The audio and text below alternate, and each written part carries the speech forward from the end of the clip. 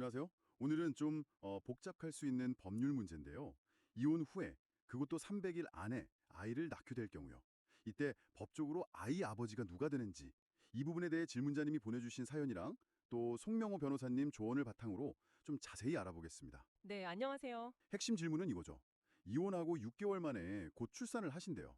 근데 이제 전 남편이 아니라 현재 만나는 분의 아이인 거죠. 근데 법적으로는 이게 아이가 전 남편의 자녀로 추정된다는 거예요. 네, 맞습니다. 그게 민법에 있는 친생 추정 규정 때문에 그렇습니다. 아, 친생 추정이요? 네. 혼인이 끝나고 300일 안에 태어난 아이는 일단 전 남편의 아이로 추정하는 거죠. 뭐 예전에는 이게 자족 관계를 좀 안정시키는 뭐 그런 취지가 있었겠지만요. 그렇겠군요. 근데 요즘은 사실 유전자 검사 같은 걸로 친자 확인이 바로 되잖아요. 그렇죠. 과학적으로는 명확한데. 네. 그런데도 이 법적 추정이 남아 있어서 질문 주신 분처럼 실제 아버지랑 법적 아버지가 달라지는 상황이 생기는 겁니다. 그럼 이 법적인 추정을 깨고 실제 아버지의 아이로 딱 법적으로 인정받으려면 어떻게 해야 할까요?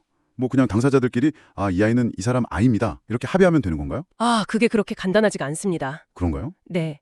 송 변호사님도 강조하셨지만 법원의 개입 없이는 법적인 부자 관계가 바뀌질 않아요. 일종의 예방 조치라고 볼 수 있죠. 처음부터 가족관계 등록부에 잘못 올라가는 걸 막는 거니까요. 근데 만약에 이미 아이가 태어났고 뭐 경황이 없거나 해서 전 남편 이름으로 출생신고가 돼버렸다면요?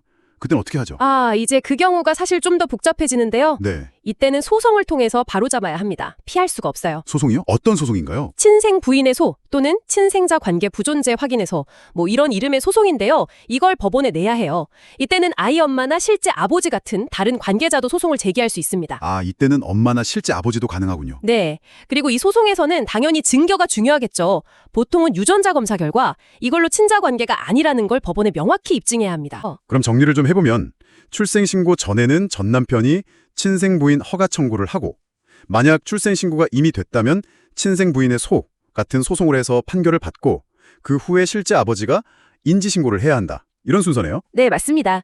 그게 송명호 변호사님이 제시하신 핵심 절차입니다.